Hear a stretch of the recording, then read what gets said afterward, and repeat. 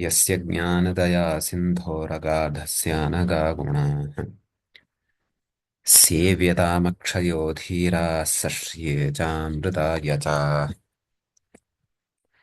नमः सर्वेभ्यः भवद्भ्यः श्रोतृभ्यः। अस्माभिः गते पाठे यद्यत् पठितं तत् एकवारं स्मरामः। वयम् अमरकोशः इत्याख्यं ग्रन्थं पठन्तः स्मः। ग्रन्थस्यास्य स्वर्गवर्गस्य प्रथमकाण्डस्य स्वर्गवर्गस्य अस्माकं क्रमे षोडशः पाठः गतपाठः प्रवृत्तः। तत्र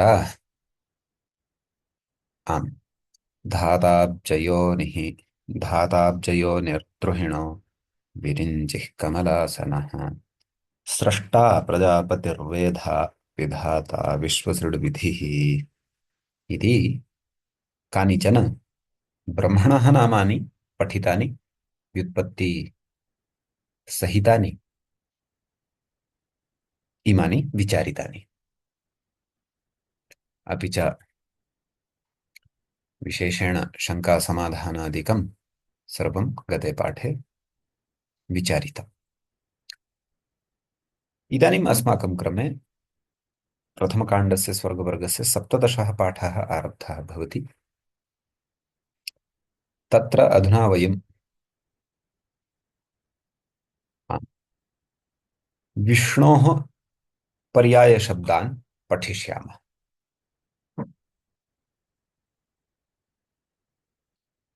ऊनत्रिंशत् विष्णुनामानि अथवा ऊनत्रिंशत् आम् ऊनत्रिंशत् आम् ऊनत्रिंशत् अर्थात् नवविंशतिः एवं खलु। एतावन्ति विष्णोः नामानि तत्र वर्तन्ते। श्लोकं पठामः आदौ। विष्णुर्नारायणः कृष्णो वैकुण्ठो विष्टरश्रवाः दामोदरो हृषीकेशः केशवो माधवः स्वभूः दैत्यारिः पुण्डरीकाक्षो गोविन्दो गरुडध्वजः पीताम्बरोऽच्युतः शार्ङ्गी विश्वक्सेनो जनार्दनः उपेन्द्र इन्द्रावरजः चक्रपाणिश्चतुर्भुजः पद्मनाभो मधुरिपुः त्रिविक्रमः देवकीनन्दनः शौरिः श्रीपतिः श्रीपतिः पुरुषोत्तमः वनमाली बलिध्वंसी कंसारातिरधोक्षजः विश्वम्भरः कैतभजित् एकक्षणं प्रविशन्ति विश्वम्भरः कैतभजित् विदुः श्रीवत्सलाञ्छनः। एतानि इमानि विष्णोः पर्यायनामानि वर्तन्ते। इदानीम् आगच्छन्तु। एतेषु विष्णुः इति पदं स्वीकृत्य ततः आरभ्य एकैकस्य तत्र पदस्य व्युत्पादनचर्चां कुर्मः व्याख्यां पुरस्कृत्य। विष्णुः इति अस्ति प्रथमम्। एकक्षणम्।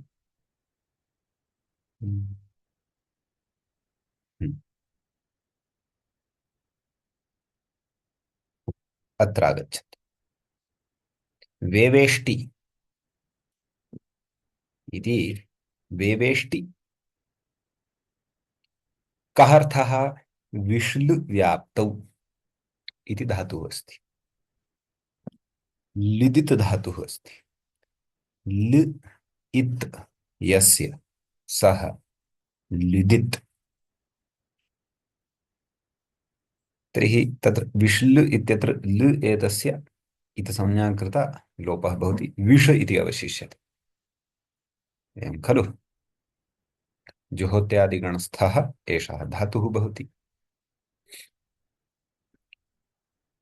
आम् विष इति अवशिष्यते लृ लि एतस्य इतसंज्ञा लोपः इतसंज्ञा केन उपदेशे जनुनासिक इत् इत्यनेन किम् अवशिष्यते विष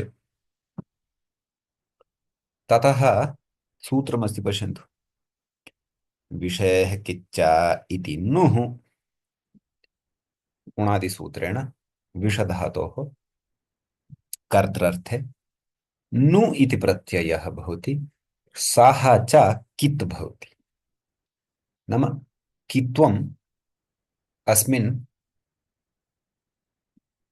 नु इति प्रत्यये अतिदिश्यते नाम नु इति कित् नास्ति तथापि कित् निर्मीयते एषः यः यथा नास्ति तस्य तथा रूपेण करणम् अतिदेशः इति उच्यते व्याकरणशास्त्रे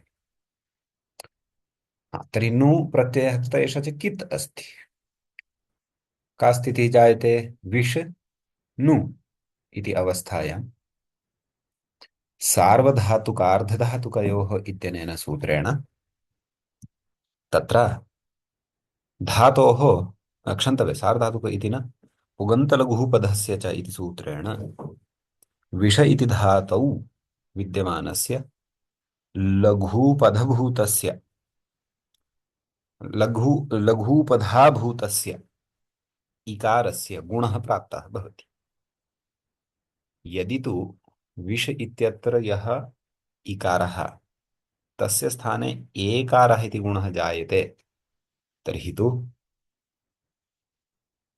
वेष्णु अणत्वे च कृते वेष्णु इति अनिष्टं रूपं स्यात् परन्तु इदम् अनिष्टं रूपं यथा न स्यात् तदर्थं तत्र उच्यते यत् एषः नु अस्ति कित् अतः ङिति च इति सूत्रस्य उपस्थित्य प्राप्यमाणस्य गुणस्य निषेधः भवति विष् इत्यत्र इकारः तथैव तिष्ठति विष् नु इति स्थिते ततः किं सूत्रं रसाभ्यां नोणः समानपदे अनेन सूत्रेण नु इति प्रत्ययस्थस्य नकारस्य णकारः भवति विष्णु विष्णु विभक्तिकार्ये कृते विष्णुः इति रूपं सिद्धं भवति समीचीनम् इदमवगतं चेत् इदानीं वयं नारायणः इत्यस्य रूपसिद्धिम् अथवा व्युत्पत्तिं पश्यामः पश्यन्तु तत्र नराणां समूहः नारं नाम नारायण इति शब्दस्य सिद्ध्यर्थं तत्र द्वयोः शब्दयोः अथवा द्वयोः पदयोः अपेक्षा भवति एकं नार द्वितीयम् अयन तर्हि नारशब्दः आदौ साधनीयः नराणां समूहः नारं भवति कथं नरः नाम मनुष्यः मानवः इति भावः तर्हि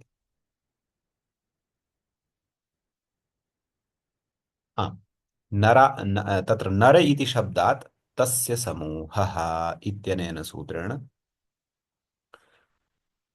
अण इति प्रत्ययः भवति नर अण ततः किं तत् तद्धितेषु चामादेः इति सूत्रं तेन सूत्रेण आदिवृद्धिः भवति नकारोत्तरवर्तिनः अकारस्य स्थाने आकारः भवति नार अ इति स्थिते रेफोत्तरवर्ती यः अकारः तस्य लोपः भवति नार अ नार इति रूपं सिद्धं भवति विभक्तिकार्ये कृते नारम् इति जायते तत् अयनं यस्य नाम नारं नारं किं नराणां समूहः अयनं किम् अयनं नाम स्थानम् अयनमेतस्य स्थानम् इत्यपि अर्थः भवति मार्गः अपि अस्ति खलु महोदय आमां मार्गोऽपि अर्थः भवति स्थानम् इत्यपि अर्थः भवति युक्तियुक्तः यः कोऽपि अर्थः तत्र अस्माभिः स्वीकर्तुं शक्यः, क्लेशः नास्ति। एवञ्च तत्र नारम् अयनं, नारं नाम नराणां समूहे तस्य विद्यमानता सर्वदा अस्ति। कस्य? विष्णोः। सर्वव्यापकः खलु, वेवेष्टि अत्र पश्यन्तु, विष्णुव्याप्तौ यः सर्वव्यापकः भवति, एकदेशी नास्ति सः, सः सर्वव्यापकः, अत एव सः विष्णुः। तत्र वेदे ईश्वरस्य सर्वव्यापकत्वम् उक्तं वर्तते, अत एव तस्य ईश्वरस्य एकं नाम विष्णुः इति वर्तते। सम्यक्। अस्य प्रकारान्तरेणापि व्युत्पत्तिः उच्यते कैश्चित्। शब्दकल्पद्रुमे नारा अयनं यस्य, नारा इति तत्र जल इति अर्थे स्वीकृतमस्ति, जलार्थे स्वीकृतमस्ति।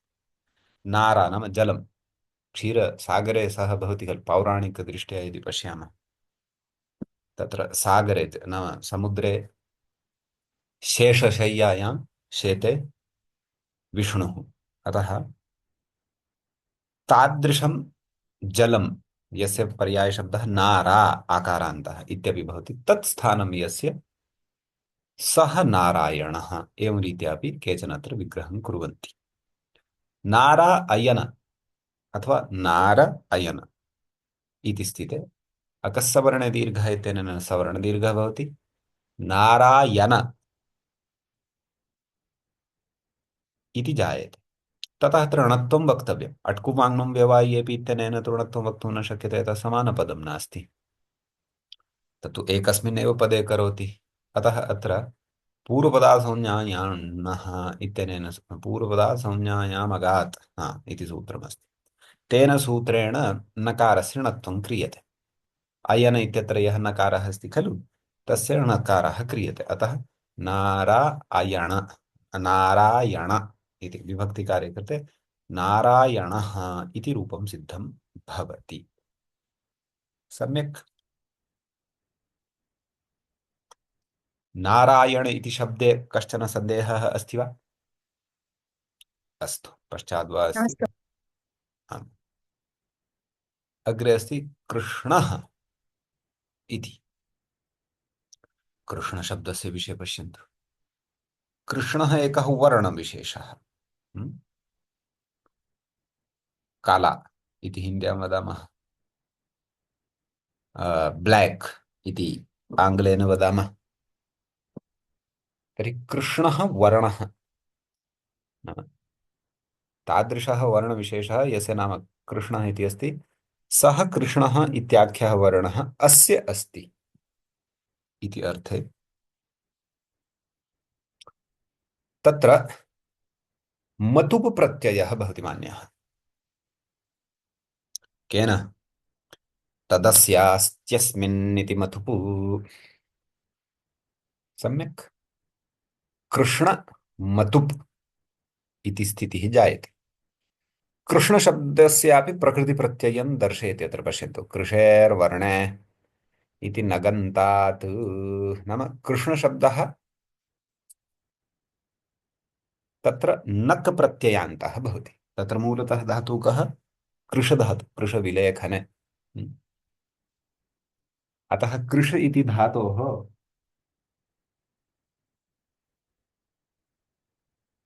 क्षन्तव्य, कृष इति धातोः नक् इति प्रत्ययः भवति। तस्य किम् अवशिष्यते? न। ककारस्य इति संज्ञा भवति। कृष न वन्तलघूपधस्य चैत्यनेन कृ इत्यत्र विद्यमानस्य ऋवर्णस्य गुणः भवति। उरण्डपरः इति शास्त्रसाहाय्येन सः अर्, नैव नैव क्षन्तव्यं, गुणः न भवति, गुणः प्राप्तः भवति। सत्यं सत्यं, गुणः प्राप्तः भवति, परन्तु नक् यः प्रत्ययः स कित्, अतः ङिति चैत्येन इत्यनेन सूत्रेण तत्र लघुपदगुणः नैव भवति। अतः कृष इत्यत्र ऋवर्णः तथैव तिष्ठति। कृष्ण, कृष्ण, रसाभ्यां नोणः समानपद इत्यनेन सूत्रेण नकारस्य णकारः भवति। कृष्ण कृष्ण विभक्तिकार्ये कृते कृष्णः इति रूपं सिद्धं भवति। समीचीनम्। हाँ, अस्माकं का चर्चा जाता आसीत्। पश्यन्तु कथं विग्रहः कृतः अस्ति अत्र। कृष्णो वर्णः अस्य, कृष्ण इति शब्दः यः नगन्तः नक् प्रत्ययान्तः साधितः, तस्मात् मतुबर्थे, मतुबर्थे कश्चन विशिष्टः प्रत्ययः भवति। सः कः? मतुप् इति। यथा बुद्धिः अस्य अस्ति इति बुद्धिमान्, तत्र मतुप् प्रत्ययः अस्ति। हम्म? तद्वत् कृष्णः इत्याख्यः वर्णः अस्य अस्ति इति कृष्णशब्दात् मतुप् इति प्रत्ययः भवति, परन्तु मतुप् अत्र न श्रूयते। तत्र एकं वार्तिकमस्ति, पश्यन्तु। गुणवचनेभ्यो मतुपो लुकु इति अस्ति। नाम गुणवाचकाः ये सन्ति शब्दाः, तेभ्यः विधीयते यः मतुप् प्रत्ययः, तस्य लुक् भवति इति। सम्यक्।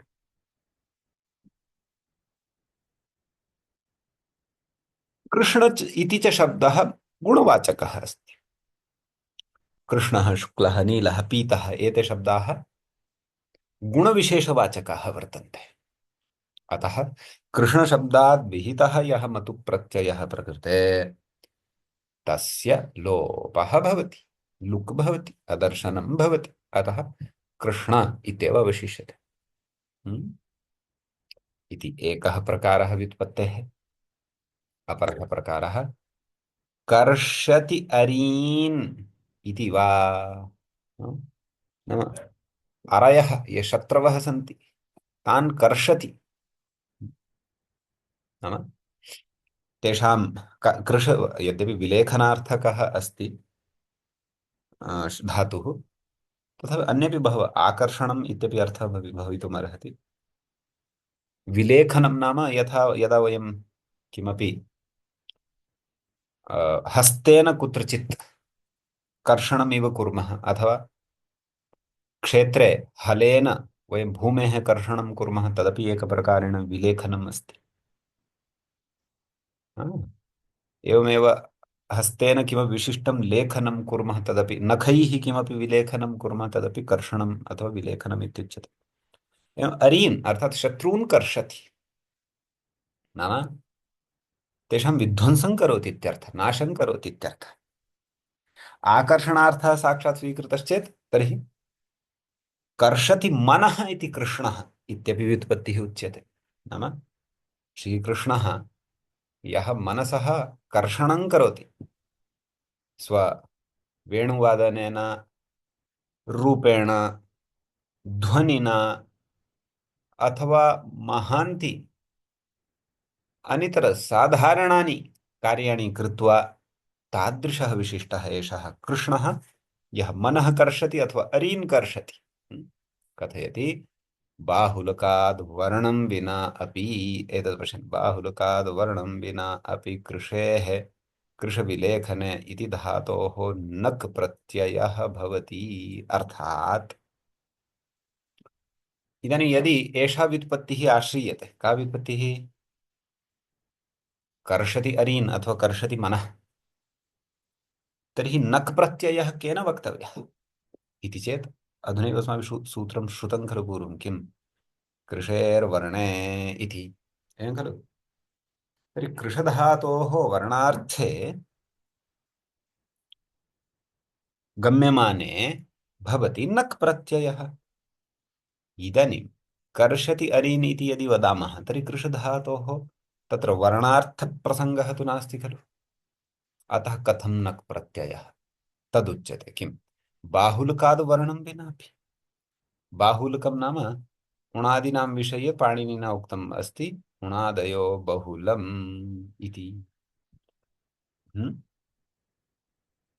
उणादिगणे पठिताः ये शब्दाः सन्ति, तेभ्यः बहुलं, क्षन्तव्य, उणादि प्रत्ययाः बहुलं प्रवर्तन्ते। बहुलं च अस्माभिः असकृतविचारितम् अस्ति। क्वचित् प्रवृत्तिः, क्वचित् प्रवृत्तिः, क्वचित् विभाषा, क्वचिदन्यदेव, क्वचित् अन्यदेव। अतः प्रकृते अपि अन्यदेव भवति।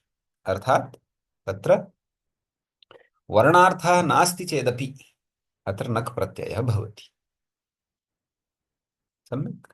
नाम वर्णार्थाभावे अपि नक् प्रत्ययः भवितुम् अर्हति बहुलग्रहणसामर्थ्यात्, अतः कृष्णशब्दः एवमपि सिद्धः भवति। हम्म। कृष्णः सत्यवती पुत्रे वायसे केशवेऽर्जुने, कृष्णा स्याद् द्रौपदी नीली, कृष्णा स्याद् द्रौपदी नीली, पिप्पली द्राक्षयोरपि। मेचके वाच्यलिङ्गः स्यात् क्रीडे मरिचलोहयोः। मरिचर्थे लोहार्थे नपुंसकलिङ्गे कृष्णशब्दः भवति। मेचक मेचकार्थे तु लिङ्गविशेष नाम लिङ्गानुसारम् अस्य विशेष्यानुसारं लिङ्गं भवति। अपि च क्वचित् कस्यचन कोशस्य कोशान्तरस्य इदम् उदाहरणम्, इमानि उदाहरणानि दत्तानि सन्ति। नाम सत्यवत्याः पुत्रः, अथवा वायसविशेषः, वायसः नाम काकः, केशवार्थे अर्जुनार्थे एते शब्दाः प्रयुज्यन्ते, कृष्णशब्दः प्रयुज्यते। अर्जुनार्थे कथं स्यात्, कृष्णः अस्य अस्ति इति मतुपर्थे सङ्गतिः करणीया। द्रौपद्याः अपि नाम कृष्णा इति अस्ति, परन्तु तत्र टाप् भवति। नीति इति औषधविशेषः अस्ति, तस्मिन् अर्थे अपि कृष्णा इति शब्दः प्रयुज्यते। पिप्पली, द्राक्षा इत्यर्थे अपि कृष्णा इति स्त्रीलिङ्गे प्रयुज्यते। एवं बहवः अर्थाः वाङ्मये दृश्यन्ते श्रूयन्ते। तत्र यथा यथं सङ्गतिः अस्माभिः करणीया भवति। सम्यक्। आम्, अस्तु। अग्रे कः शब्दः अधुना, वैकुण्ठः इति अस्ति।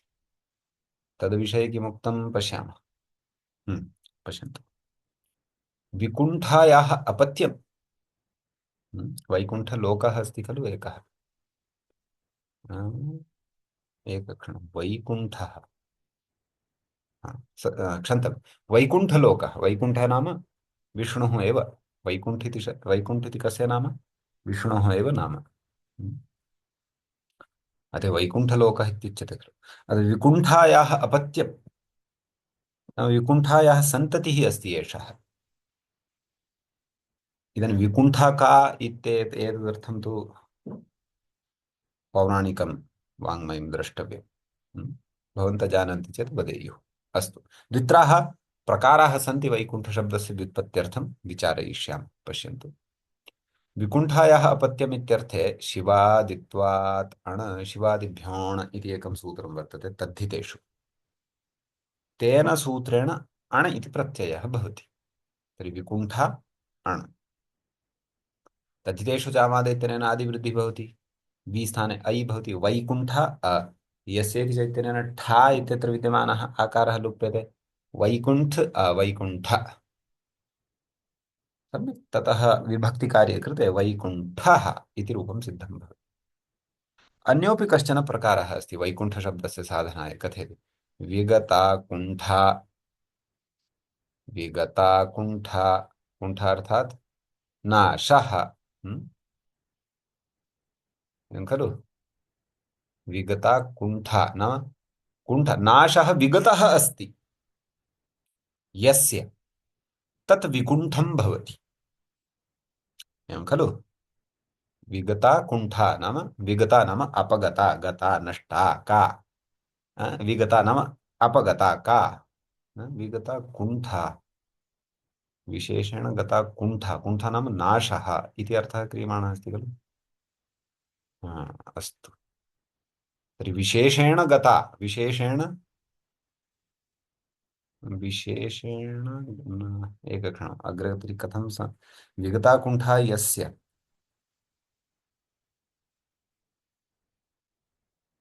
अस्तु, सम्यक्, सम्यगेव, सम्यगेव। हा, विकुण्ठं भवति ज्ञानम्, अग्रे कथयति खलु, पश्यन्तु। विकुण्ठं भवति ज्ञानं। ज्ञानं कदा उत्पद्यते, यदा कुण्ठा विगता भवति, एवं खलु। कुण्ठा न तिष्ठति, तदा ज्ञानोदयः जायते। अतः विकुण्ठं नाम ज्ञानं। विकुण्ठं ज्ञानमित्यर्थेपि प्रयुक्तमस्ति, पश्यन्तु, स्थानार्थे प्रयुक्तमस्ति। अतः विकुण्ठं ज्ञानम् अथवा स्थानं वा अस्ति स्वरूपत्वेन, अर्थात् आश्रयत्वेन वा अस्य इति अर्थे नाम बहवः विग्रहाः अत्र अन्तर्भूताः। विग्रह एक एव, अर्थाः बहवः गताः। विकुण्ठं शब्दस्य ज्ञानमिति अर्थः वर्तते, स्थानमपि अर्थः स्वीकृतः वर्तते। अतः ज्योत्स्नादित्वात् अण्, ज्योत्स्नादिगणेभ्यः पठितेभ्यः अण् प्रत्ययः विधीयते इत्यपि अस्ति। सम्यक्। अतः तत्र विकुण्ठशब्दात् स्वार्थे अण् प्रत्ययं कृत्वा आदिवृद्ध्यादिकं कृत्वा अपि वैकुण्ठ इति शब्दः सिद्धः भवति इत्यपि कश्चन प्रकारः अत्र दृश्यते व्युत्पत्तेः। ततः यद्वा विकुण्ठानां, हा पश्यन्तु, तृतीयां व्युत्पत्तिं पश्यन्तु। विकुण्ठानाम् अर्थात् जीवानाम् अयं नियन्ता अथवा ज्ञानदः वा, विकुण्ठानाम् अयं विकुण्ठशब्दः जीवार्थेऽपि प्रयुक्तः वर्तते। अतः विकुण्ठानाम् एषः इति विग्रहे तस्येदम् इत्यनेन सूत्रेण अण् प्रत्ययः भवति, अथवा शेषे इत्यनेन सूत्रेण अपि अण् वक्तुं शक्यते। शेषे इति वा अण्। अतः विकुण्ठ अण् पूर्वदेव आदिवृद्ध्यादिकं कृत्वा वैकुण्ठ यस्य च इत्यनेन आलोपः, वैकुण्ठ विभक्तिकार्ये कृते वैकुण्ठः इति रूपं सिद्धं भवति। पञ्चमः अपि प्रकारः प्रदत्तः, विगता कुण्ठा यस्मात्। सम्यक्। इति विकुण्ठः। पुनः विकुण्ठशब्दात् प्रज्ञाद्यण् एषः अण् अपि स्वार्थे भवति। नाम विकुण्ठा शब्दस्य यः अर्थः स एव अर्थः वैकुण्ठशब्दस्यापि भविष्यति। तर्हि वैकुण्ठशब्दस्य कः अर्थः, इतोपि कः अर्थः भवितुमर्हति? यस्य कुण्ठा विगता अथवा विगता कुण्ठा यस्य, किल? अतः सः अपि वैकुण्ठः भवितुम्, विकुण्ठा एव वैकुण्ठम्, एवं खलु? क्षन्तु, विकुण्ठा एव वैकुण्ठः इति वक्तव्यम्। एवमस्ति। कुण्ठः नाम मन्दः, कुण्ठः नाम तद् क्रियामान्द्यम्, अकर्मण्यता इत्यपि उच्यते। अथवा एकः असन्तुष्टिविशेषः, सः विगतः वर्तते यस्य, सोऽपि वैकुण्ठः भवति। एवं उप पञ्चाः व्युत्पत्तयः अथवा द्वित्राः त्रिचतुराः व्युत्पत्तयः अत्र उक्ताः वर्तन्ते। एतासु व्युत्पत्तिषु प्रसङ्गानुरोधेन यः कोऽपि अर्थः यः यः सङ्गतः वर्तते तस्य अस्माभिः ग्रहणं कर्तुं शक्यते। सम्यक्। अस्तु, इदानीम् अग्रिमं शब्दं पश्यामः। तत्र आम्, विष्टरश्रवाः इत्यस्ति। तद्विषये किं कथयति पश्यन्तु। विष्टरे श्रूयते इति विष्टरश्रवाः। आदौ तु विष्टरशब्दविषये वदामि, यद्यपि अग्रे आगच्छति, तथापि किञ्चित् अत्र चर्चां कुर्मः। विष्टरशब्दः तत्र वृक्षार्थे प्रयुज्यते। अत्र पश्यन्तु, लिखितवान् अस्ति विष्टरो वृक्षः इति। सम्यक्। विटपार्थे वृक्षार्थे, अपि च दर्भमुष्ट्यर्थे अपि वदन्ति, पीठाद्यासनम् इत्यपि उच्यते, कुशासनादिग्रहः, एते अन्येपि अर्थाः तत्र दृश्यन्ते, अग्रे आगमिष्यन्ति। अस्तु, सद्यः अत्र वृक्षः इति अर्थं स्वीकुर्वन्तु। तर्हि विष्टरशब्दस्य अग्रे वयं पठिष्यामः। वि उपसर्गपूर्वकः stृ धातुः भवति, तस्मात् अप् प्रत्ययः क्रियते। वृक्षासनयोर्विष्टरः इति सूत्रेण तत्र षत्वं नाम मूर्धन्यादेशः च निपात्यते इति सर्वम् अस्ति। अस्तु, इतोपि अर्थाः सन्ति। पलाशी विष्टरस्थिरः, एतेपि अर्थाः सन्ति। इति त्रिकाण्डशेषः, त्रिकाण्डशेषः अपि कश्चन कोशविशेषः, तत्रापि एतत् श्रूयते। अस्तु, तर्हि प्रकृते विष्टरश्रवाः इति यद् विष्णोः नाम वर्तते तस्य व्युत्पत्तिसन्दर्भे विचारः क्रियमाणः अस्ति। पश्यन्तु, विष्टरे श्रूयते इति अर्थे असुन् प्रत्ययः भवति। तर्हि विष्टर इति उपपदं भवति सप्तम्यन्तं। विष्टरङि श्रु धातोः असुन् प्रत्ययः भवति। असुन् एतस्य किमवशिष्यते? अस्। एवं खलु? असुन् इत्यत्र नकारस्य इति संज्ञा, उकारः उच्चारणार्थः अस् अवशिष्यते। तर्हि का स्थितिः जायते? विष्टरङि श्रु अस्। उपपदमतिङ् समासः, प्रातिपदिकसंज्ञा सुब्लुक्। सुबोधातु प्रातिपदिकत्वेन सुब्लुक् भवति। अतः विष्टरङि इत्यत्र ङि एतस्य लोपः भवति। अतः विष्टरः श्रु अस् इति स्थिते सार्वधातुकार्धधातुकयोजनेन गुणः भवति। श्रु इत्यस्य उकारस्य स्थाने ओकारः भवति। विष्टर श्रो अस्। ततः एचो यवायावः इत्यनेन सूत्रेण अवादेशः भवति। विष्ट नाम ओकारस्य अवादेशः। विष्टर श्रव अस् मेलयामः यदि विष्ट्रश्रवस् इति मूलशब्दः भवति। विष्टरश्रवस् यथा सकारान्तस्य पुल्लिङ्गे रूपाणि भवन्ति खलु, तद्वदेव अस्यापि रूपाणि भविष्यन्ति। विष्टरश्रवाः, विष्टरश्रवौ, विष्टरश्रवसौ बहुवचने, विष्टरश्रवसः द्वितीया, विष्टरश्रवसं, विष्टरश्रवसौ, विष्टरश्रवसः एवं रूपाणि भवन्ति। एवं खलु? तर्हि विष्टरः यदि वृक्षः स्वीक्रियते तर्हि वृक्षे श्रूयते। कथं वृक्षे श्रूयते? तत्रापि ऐतिह्यम् अस्ति। एतादृशम् ऐतिह्यं यदि ग्रन्थकारः ददाति तर्हि बहु उत्तमं, दत्तवान् अस्ति, सहायता भवति अस्माकम् अल्पज्ञानां। पश्यन्तु किम् उक्तवान्। तरुश्चात्र अश्वत्थोऽभिमतः। अश्वत्थोऽभिमतः नाम विष्टरः वृक्षः भवति इत्युक्तं खलु। वृक्षः नाम तरुः।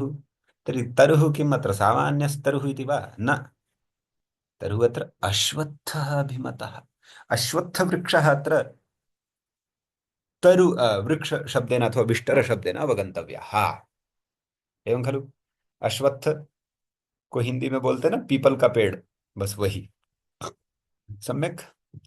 तत्र गीतायाः उद्धरणं ददाति। गीतायाम् अस्ति खलु अश्वत्थः सर्ववृक्षाणां। अत्र निर्धारणे षष्ठी अस्ति सर्ववृक्षाणां। नाम सर्वेषु वृक्षेषु अहम् अश्वत्थः अस्मि हे अर्जुन। नाम तत्र तेषां तेषां विशिष्टानां वस्तूनां महत्त्वं प्रतिपादयन् गीतायां कथयति खलु। प्रायः विराट स्वरूपदर्शनसमये, विश्वरूपदर्शनसमये एताः चर्चाः सन्ति भगवद्गीतायाम्। अतः सर्वेषु वृक्षेषु अहम् अश्वत्थः अस्मि। अतः अत्र विष्टरशब्दः तादृश नाम सामान्यवृक्षार्थे न प्रयुक्तः वर्तते, अश्वत्थार्थे प्रयुक्तः वर्तते। अतः तस्मिन् अश्वत्थे सः श्रूयते। नाम गीतादिषु महाभारतादिषु सः वृक्षे भवति इति श्रूयते, नाम वृक्षे सः अस्ति इति। अत एव अस्माकं सनातनपद्धतौ अश्वत्थवृक्षस्य पूजा क्रियते। पूजा नाम सम्माननं, तस्य रक्षणम्। अश्वत्थवृक्षः यदि क्वापि भवति तस्य कर्तनं न कुर्वन्ति, महते पापाय तत् मन्वते जनाः। तत्र भाव अयमेव। एवं वदन्ति, एवं श्रूयते, न ज्ञायते, अहं तथा बहु विज्ञानछात्रः नास्मि। अन्ये वृक्षाः तु रात्रौ प्राणवायुं न त्यजन्ति, अल्पपरिमाणेन त्यजन्ति। दिवा एव ते प्राणवायुं त्यजन्ति, ऑक्सीजन त्यजन्ति, रात्रौ CO2 त्यजन्ति इति। परन्तु अश्वत्थवृक्षः तादृशः यः सर्वदा 24 आवर्स् अपि ऑक्सीजन ददाति, अपि च अधिकेन परिमाणेन ददाति। 5 किलोमीटर 10 किलोमीटर नगर वातावरणे अपि एकः अश्वत्थवृक्षः अस्ति यदि, तर्हि तत्रत्यस्य वातावरणस्य शुद्धीकरणाय साहाय्यं करोति अश्वत्थवृक्षः, तथा तस्य महत्त्वं सङ्कीर्त्यते। भवतु नाम। अस्तु, तर्हि विष्टरश्रवाः, एवम् एषः शब्दः सिद्धः भवति। अग्रे किमस्ति? दामोदरः इति अस्ति। अत्र पश्यन्तु। एतत् जातम्। दाम उदरे यस्य, एवं खलु? दाम नाम रज्जुविशेषः इति भवति। विष्णोः उदरे रज्जुः अस्ति वा? द्रष्टव्यं। किम् ऐतिह्यमत्र विचारणीयम्। सामान्यतया आभूषणस्य एकं दामविशेषं बध्नन्ति खलु, बालानां वा अथवा बाल्ये वा, रजतस्य रजतनिर्मितं वा सुवर्णनिर्मितं वा बध्नन्ति खलु कटिभागे। अतः तया दृष्ट्या उक्तं स्यात् वा द्रष्टव्यम्। अत्र बहु ऐतिह्यम् अहं न जानामि, तथापि दामशब्दस्य दाम दाम निदाम दामन् शब्दः भवति नकारान्तः। दाम उदरे यस्य सः दामोदरः इति भवति। तर्हि अत्र कश्चन शास्त्रीयः विचारः अस्ति। नाम पूर्वपक्षः कश्चन उपस्थाप्यते। कथमत्र बहुव्रीहिः उच्येत? बहुव्रीहौ तु तत्र सर्वमपि पदं प्रथमान्तं स्यात्। अनेकमन्यपदार्थे अनेकं प्रथमान्तम् अन्यपदार्थे समस्यते, तच्च बहुव्रीहिः भवति इति उच्यते खलु। तर्हि अत्र दाम इति तु प्रथमान्तम् अस्ति, उदरे इति प्रथमान्तं नास्ति, उदरे इति सप्तम्यन्तम् अस्ति खलु। अतः कथं बहुव्रीहिः गम्यते इति चेत् सप्तम्यन्तस्य वैयधिकरण्येऽपि समासः। नाम प्रथमान्तता न भवति पदद्वये यदि, तर्हि अपि समासः भवति। तत्र लिङ्गं भवति, ज्ञापकं भवति। किं? सप्तमी विशेषणे बहुव्रीहौ इति लिङ्गात्। अर्थात् सूत्रकारेण सप्तम्यन्तस्य पदस्य बहुव्रीहौ पूर्वनिपातः उक्तः अस्ति। अतः सूत्रकारस्य अयं पूर्वनिपात एव ज्ञापकः भवति, यत् क्वचित् वैयधिकरणबहुव्रीहिरपि भवति। नाम लक्ष्यानुरोधेन सर्वत्र प्रथमान्तानि एव बहुव्रीहौ स्युः इति न। अस्तु, एषः किञ्चित् उन्नतस्तरीयः विचारः वर्तते, व्याकरणशास्त्रीयः। यैः श्रुतः स्यात् ते अवगतवन्तः स्युः, यैः न पूर्वं पठितं श्रुतं स्यात् तेषां श्रवणसंस्कारः भवेत्, चिन्ता नास्ति। अग्रे पश्यन्तु। ऋषिकेशः इति अस्ति। सम्यक्। ऋषिकाणाम् अर्थात् इन्द्रियाणाम् ईशः। ईशशब्दविषये पूर्वमपि तत्र अस्माकं चर्चा जाता वर्तते। ऋषिकशब्दः इन्द्रियविषये भवति। यद्यपि स्वातन्त्र्येण अपि अग्रे आगच्छेत् तत्र व्युत्पत्तिः विचारयिष्यते। सामान्यतया वदामि, हृष्यति अनेन इति विग्रहे हृषधातोः अनिहृषिभ्यां किच्चा इति उणादिसूत्रेण ईकन् प्रत्ययः भवति। तस्मात् धातोः हृषधातोः ईकन् एतस्य ईक इति अवशिष्यते। हृष ईक मेलयामः हृषीका हृषीकं कोऽर्थः? इन्द्रियं।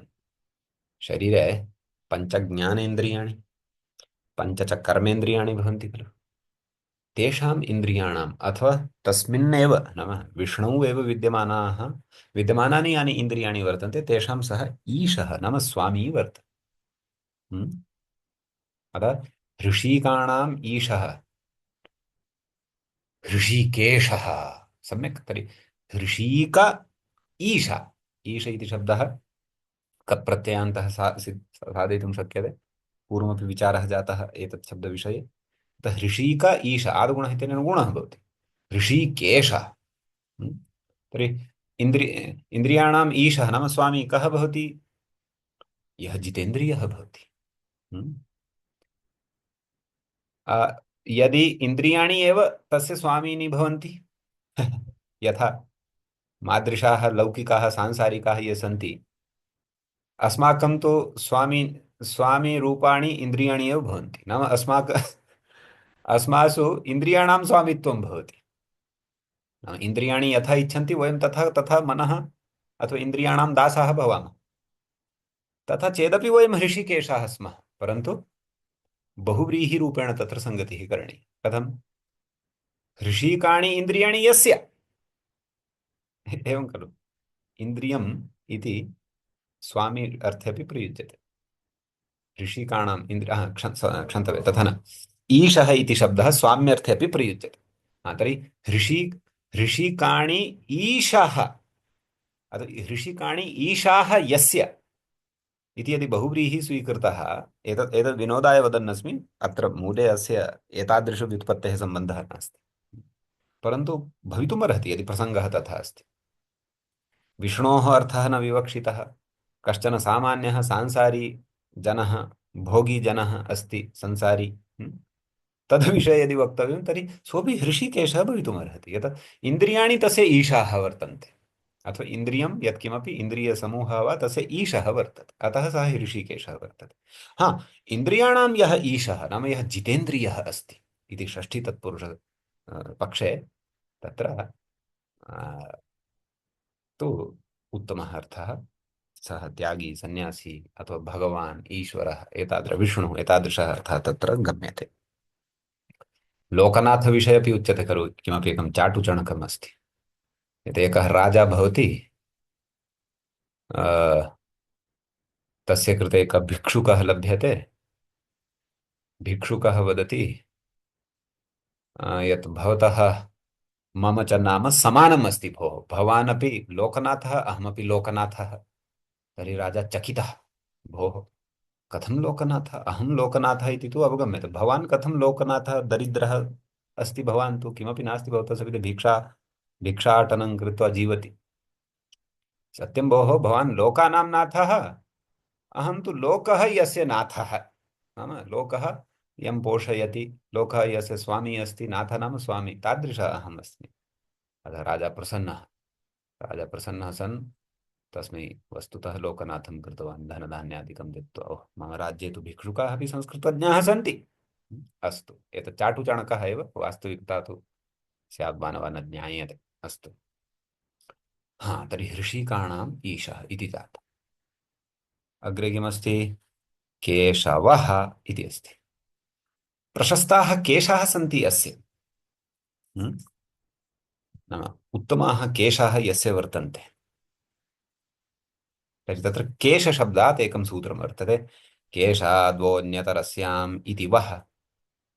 नाम सम्यक् कृष्णस्य वर्णने श्रूयते भागवतादिषु, तस्य कुन्तलाः केशाः बहु सुन्दराः आसन्, प्रशस्ताः आसन्। दृष्ट्वा एव पुरतः विद्यमानः, क्षन्तव्यं, पुरतः विद्यमानः जनः मोहपाशे बद्धः भवति स्म, तादृशः प्रशस्ताः केशाः तस्य आसन्। यत् कृष्णमपि विष्णोः अवतारं केचन मन्वते खलु, ये मन्वते ते एवमपि व्युत्पत्तिं कुर्वन्ति। सम्यक्। अन्यः अपि विषयः अस्ति, एका व्युत्पत्तिः एषा, अपरा व्युत्पत्तिः, कश्च ईशश्च केशौ पुत्रपौत्रौ स्तः यस्य। कः भवति ब्रह्मा, ईशः भवति शिवः प्रायः। अतः कश्च ईशश्च केशौ, इतरेतरयोगद्वन्द्वः। तौ पुत्रपौत्रौ, नाम ब्रह्मा अस्ति पुत्रः कस्य, विष्णोः। महेशः अस्ति पौत्रः कस्य, विष्णोः। अतः एवं रीत्या व्युत्पत्तिः क्रियते चेदपि केशशब्दात् केशाद्वोऽन्यतरस्याम् इति केशवः शब्दः तथापि सिद्धः भवति इति। समीचीनम्। अस्तु, इदानीं माधवशब्दस्य स्वभूशब्दस्य इत्यनयोः व्युत्पत्तिविचारमपि कुर्मः। पश्यन्तु, मायाः लक्ष्म्याः धवः, मायाः इति षष्ठी अस्ति, शाकल्य लोप, शाकल्यस्य कारणात् अत्र विसर्गः न श्रूयमाणः अस्ति, अर्थात् लोपशाकल्यस्य इति व्यवस्थया विसर्गः न श्रूयमाणः अस्ति। वस्तुतः मा इति आकारान्तस्य शब्दस्य षष्ठीविभक्तेः एकवचनं मायाः, यद्यपि माया इत्यपि एकः आकारान्तः शब्दः अस्ति।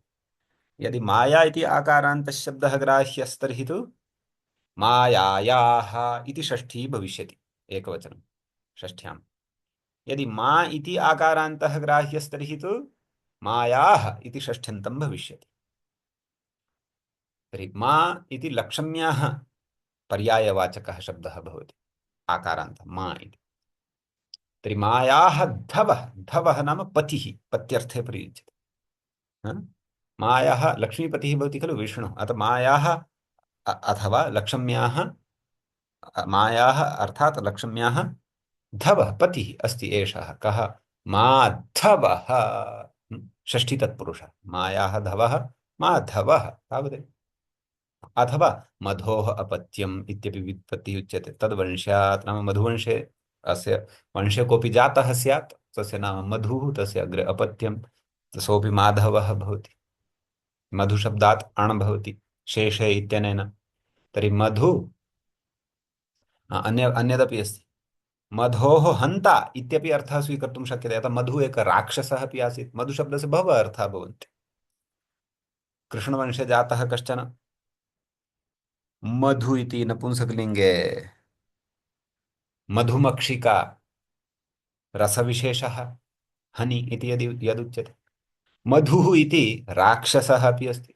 मधुः इति मासस्यापि नाम वर्तते, बहुषु अर्थेषु अस्ति। सम्यक्। अतः प्रकृते मधोहन्ता इत्यपि मधोपत्यम् इत्यपि बहवः अर्थाः अत्र भवितुमर्हन्ति, बहवः विग्रहाः भवितुमर्हन्ति। अतः शेष इत्यनेन अण् भवति, मधु अण्। सम्यक्। ओर् गुणः इत्यनेन ध्रु इत्यत्र विद्यमानस्य उकारस्य ओकारः भवति, मधो अ। यस्य चैत्येन क्षन्तव्यम्, किमस्ति तत्, एचोयवायावः इत्यनेन अवादेशः भवति, आदिवृद्धिश्च भवति, म स्थाने मा भवति, माध अव अ माधव इति। इत्यस्ति। मा अर्थात् नास्ति, धवः यस्य इत्यपि अस्ति एका व्युत्पत्तिः। धवः शब्दः पत्यर्थे प्रयुक्तः खलु, पतिः इत्यस्य स्वामी इत्यपि अर्थः भवति। मा इति निषेधवाचकम् अव्ययमपि अस्ति, नास्ति इत्यर्थे। मा अर्थात् नास्ति, धवः स्वामी नाम यस्य उपरि कोऽपि स्वामी नास्ति, यः सर्वात्मना स्वयमेव स्वामी, सर्वत्र सर्वव्यापकः ईश्वररूपः, तादृशः अपि माधवः भवितुमर्हति। एवं रीत्या बहुभिः प्रकारैः शब्दानां व्युत्पत्तिः सम्भवति। अत्र पश्यन्तु, लिखितमपि अस्ति, मधौ राधे माधवेन स्त्रियां मिसौ, मधु शर्करा वासन्ति कुट्टनी मदिरासु च, कुट्टिनी कुट्टनी मदिरासु च। ओहो हा, मद्यस्यापि नाम भवति खलु मधु इति। बहवः तत्र पर्यायशब्दाः सन्ति। अस्तु, अग्रिमः अन्तिमं शब्दमद्य अद्यतनं पठामः, स्वभूः इति। किं व्युत्पाद्यते? स्वतः भवति, स्वतः, स्वशब्दात् पञ्चम्यर्थे तसिल् प्रत्ययः, भुवः संज्ञान्तरयोः इति सूत्रेण क्विप् प्रत्ययः भवति। स्व उपपदात् स्व उपपदे सति भू धातुः क्विप् प्रत्ययः भवति। स्वभू, क्विपः सर्वलोपः भवति, कृदन्तत्वात् विभक्त्युत्पत्तिर्जायते, एवं खलु। अतः स्वभू सु, सु एतस्य स अवशिष्यते, ऋतुविसर्गादिकं कृत्वा स्वभूः इति रूपं सिद्धं भवति। एतावन्ति कानिचन नामानि अद्य पठितानि। अग्रिमपाठे अग्रिमश्लोकविषये वयं द्रक्ष्यामः। अद्यतनपाठे कोऽपि प्रश्नश्चेत् प्रष्टव्यः, अन्यथा वयं मङ्गलं कुर्मः मान्यः। सुन्दरः केशवः, सुन्दरः केशाः, आम् सुन्दराः केशाः यस्य सः, आम्। केशव एतदपि भवितुमर्हति खलु महोदय? हा, प्रशस्तशब्दः सौन्दर्यार्थे अपि प्रयोक्तुं शक्यते। अत्र सौन्दर्यार्थे प्रशस्ता, सुन्दरस्वभावः।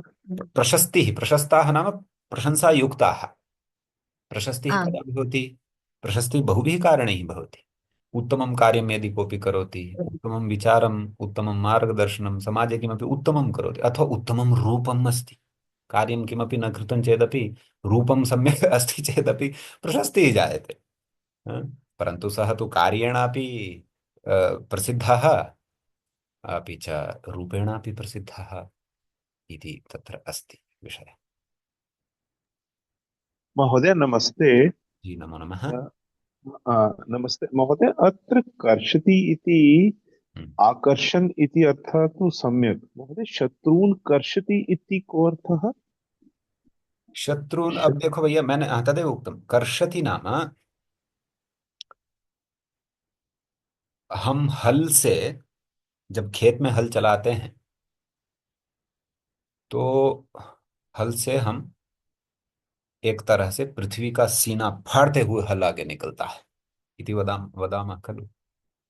मतलब कि एक एक तरह का वह, यद्यपि हम भूमि का तो विनाश नहीं करते, भूमि हमारा विनाश कर देती है, परंतु वही कर्षण क्रिया जैसी हम भूमि में करते हैं, वैसी कोई वही कर्षण क्रिया हमारी पीठ पे कर दे तो हमारा तो राम नाम सत्य हो जाएगा वही, है न? तो एतादृशी एतादृश विवक्षयैव तत्र उक्तं। किं कुत्र गतं तत्? कर्षति शत्रु अत्र अस्ति खलु, कुत्र? कर्षति अरीन् इति अस्ति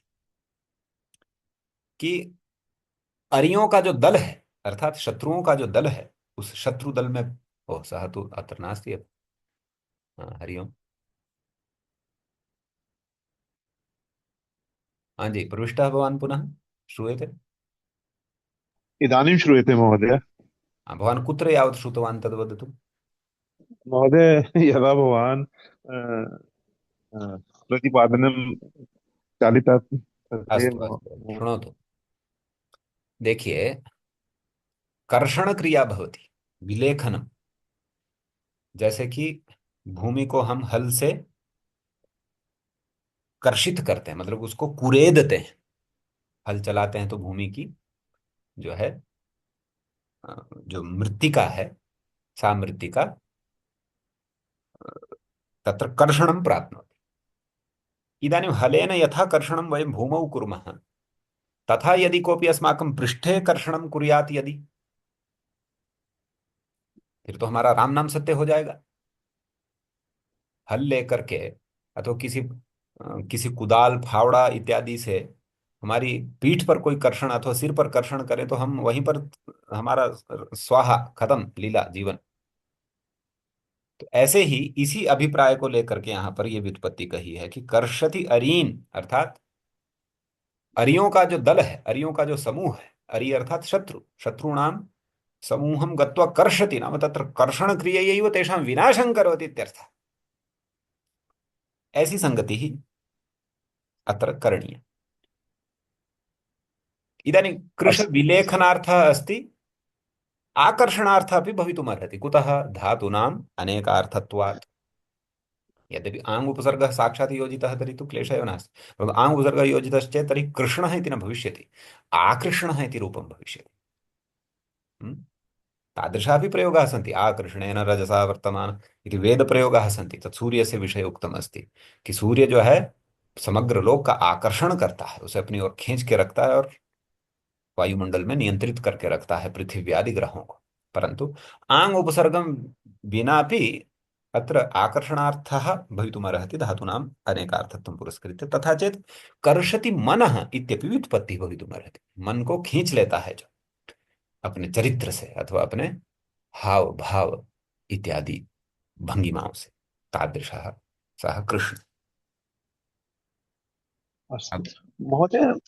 महोदय, एकम् अन्यं प्रश्नः महोदय। भवान् ऐतिह्यम् इति पदं बहुवारं पूर्वमपि प्रयुक्तं महोदय। तस्य व्युत्पत्ति कः, अर्थम् इति अपि कः महोदय? किमपि नास्ति तत्र। इतिः शब्दः अस्ति, इतिः, इतिः। एकक्षणं विलिख्य दर्शयामि, अत्र पश्य। इ ति ह। हम्म? तर्हि इतिः इति यः शब्दः अस्ति, सः शब्दः उपदेशपारम्पर्यार्थे प्रयुक्तः वर्तते। कल्पद्रुमम् अपि यदि भवान् पश्यति ज्ञायते तत्र। अस्मादेव वस्तुतः इतिहासशब्दः अपि जातः वर्तते। इतिः आस्ते अस्मिन्, मतलब इतिह नाम की चीज रहती है जिसमें, वह इतिहास होता है। इदानीं यदि भवान् इतिह इति शब्दं पश्यति तर्हि सः इतिह शब्दः परम्परया लब्धः ज्ञानविशेषः अस्मिन् अर्थे प्रयुक्तः भवति। इति जो शब्द है वह परंपरा से जो भी कुछ हमें उपदेश, कुछ ज्ञान, कुछ नॉलेज जो परंपरा से मिली है, गुरु, आचार्य, दादा, परदादा, उसका भी दादा है, उसके भी गुरु का गुरु का गुरु गुरु का जो परंपरा से मिली है, जो भी ज्ञान हमें मिला है वह इतिह होता है। समीचीन। इतिह इति ये अव्यय है एक। इतिह इत्यस्य भावः ऐतिह्यं भवति। उस अर्थ में यहां पर श्यई प्रत्यय किया जाता है। किस अर्थ में? तस्य भावस्य। भावः, हाँ, तो इसमें ऐतिह्य, हाँ, तत्र एकं सूत्रम् अपि अस्ति। अनन्त अनन्तावसथेतिह भेषजान्यः। क्षणमेकं दर्शयामि। अत्र पश्यति। पाणिनि जी की नजर से कुछ बचा नहीं इस दुनिया में। अत्र पश्य, अनन्तावसथेतिह भेषजान्यः। सम्यक्। अत्र पश्य। महोदय स्क्रीन् न दृश्यते महोदय। ओहो, एकक्षणम्, एकक्षणम्, एकक्षणं दर्शयामि। कुत्र गतं? शेर् स्क्रीन् कुत्र गतम्? अत्र अस्ति। हा, दृश्यते? हा, इदानीं दृश्यते महोदय, इदानीं दृश्यते। भेषजान्यः इति अस्ति सूत्रम्। अनन्तादिभ्यः स्वार्थे ञ प्रत्ययः भवति। अत्र अनन्त आवसत इतिः अपि अस्ति। अत्र पश्यतु, इतिः स्वार्थे, नाम इतिः इत्येव ऐतिह्यम्, मतलब इतिः ही ऐतिह्य है। तो इतिः शब्द से जब हम यहाँ पर कौन सा प्रत्यय है यहाँ पर? ञ। ज्ञ ञ, ज्ञ। हाँ, ञ इति प्रत्ययः अस्ति। तत्र आगच्छामि। हाँ, तद् अस्तु गतं, अस्तु। मया लिखितमासीत्। अस्तु। तर्हि किं भवति? इतिः ञ आदिवृद्धिः भवति। ई स्थाने ऐ जायते। तत्तु सत्यं महोदय। ऐति ञ एतस्य अवशिष्यते य। न न, ह भी तो है ना बीच में, हाँ। हाँ, ऐति यस्येति च इत्यनेन हकारोत्तरवर्ति वर्तिनः अकारस्य लोपः भवति। ऐतिह्यम्। एक तरह से आप इसका इतिहास ऐसा भी अर्थ ले सकते हैं, अथवा परंपरा से जो भी कुछ ज्ञान मिला है वह ऐतिह्य, ऐतिह्यम् इत्युच्यते। अस्तु अस्तु। तो महोदय शब्द अस्ति ऐतिह्यं, न तु ऐतिह्यम्। ऐतिह्यम्, ह य ह्य। अस्तु अस्तु, ऐतिह्यम्। अस्तु है महोदय। ना, तत्र नहीं बोलना उसको, वो भी गलत हो जाएगा। आम् ऐतिह्यम्। ऐतिह्यम्। ऐतिह्यम्, ह प्लस य, ह्य, ह्य। य। हाँ, अस्तु अस्तु। अस्तु महोदय। ऐतिह्यम्। तो अत्र महोदय प्रत्यय अस्ति ञ, न तु ष्यङ्। हाँ, ञ, य, ञ, ञः। ञ। हाँ, अस्तु अस्तु अत्र ञकारस्य इति संज्ञा भवति चुटु इत्यनेन, लोप, यः अस्तु अवशिष्यते। अस्तु अस्तु अस्तु महोदय। महोदय एकम् अन्यत् प्रश्नः अपि अस्ति महोदय, हम्म, महोदय ब्रह्म इत्यस्य पर्यायः अस्ति स्वयंभू। हम्म, विष्णु इत्यस्य पर्यायः अस्ति स्वभूः। हम्म। एवं महोदय? आमामाम्, सत्यं तु वस्तु तदेव मया एकः पक्षान्तरमपि उपस्थापितं खलु। ये ब्रह्मा विष्णु महेश कोई अलग उपाधि नहीं है भैया। एकम सद्विप्राः बहुधा वदन्ति। जब वही परम शक्ति जगत का पालन कर रही है, जगत की उत्पत्ति कर रही है, तो उसे हम विष्णु कह देते हैं। जब पालन कर रही है तो ब्रह्मा कह देते हैं, और जब संहार कर रही है तो उसे हम शिव कह देते हैं। एषा एतन्नाम त्रयम् एकस्याः एव शक्तेः वर्तते। अतएव वदामः, शिव जी का तो कोई पिता ही नहीं है भैया। शिव जी तो परम परम ब्रह्म परमात्मा है, उनका तो कोई माँ बाप है ही नहीं, कोई नहीं। इसलिए गोत्राचार में जब पूछ रहे हैं कि भैया बता तेरा वंश कुल क्या है, तो फिर उसको महीना को तो चक्कर ही आ जाता है कि ये पता नहीं है बैल पर चढ़ करके आया है है ना। और उसको भूत प्रेतों को साथ में बारात लाया है, ये कैसा आदमी है, कैसे को हम लड़की दे रहे हैं। तो अस्तु, सः तो एक वो पौराणिक, एक सिंबॉलिक कथाएं हो सकती हैं, परंतु आप वैदिक दृष्टि से देखें तो यह परम विज्ञान है। ब्रह्मा विष्णु महेश कोई अलग सत्ता नहीं, एक ही सत्ता है। परंतु उसकी अलग अलग, हमने उसे अलग अलग परिवेशों में हम उसे देखते हैं, और उसे पालक भी उसे मानते हैं, उत्पादक भी उसे मानते हैं, पालक भी उसे मानते हैं, और संहारक भी उसे ही मानते हैं। अतः स्वयंभू इति वदामश्चेदपि सः ब्रह्मा ईश्वरः, स्वभू इति वदामश्चेदपि सः नाम विष्णुः ईश्वरः, शिवः इति वदामः कल्याणं करोति सर्वदा सर्वेषां, तदापि सः ईश्वरः एव। अतः एतादृशेषु स्थलेषु एवं सङ्गतिः करणीया भवति। अस्तु। स्वयंभू इत्यर्थे महोदय स्वयं भवति इति, आमाम्, स्वभू इति स्वतः भवति। अर्थः समानः एव, बहु भेदः नास्ति। अर्थः समानः, अर्थः समानः, व्युत्पत्ति केवल भिन्नं। भेदः अस्ति। अस्तु अस्तु महोदय, अस्तु महोदय, धन्यवादः महोदय। अन्यः प्रश्नः कोऽपि मान्यः? अस्तु, तर्हि वयं मङ्गलाचरणं कुर्मः। ॐ यस्य ज्ञानदया सिन्धोरगाधस्यानगा गुणाः सेव्यतामक्षयो धीरा सश्रिये चामृताय च। एवञ्च अमरकोशः इत्याख्यस्य ग्रन्थस्य स्वर्गवर्गस्य प्रथमकाण्डस्य अस्माकं क्रमे एषः सप्तदशः वा षोडशः वा, सप्तदशः पाठः सम्पन्नतां गतः। अग्रिमे पाठे पुनः अग्रिमं विषयमादाय उपस्थिताः भविष्यामः।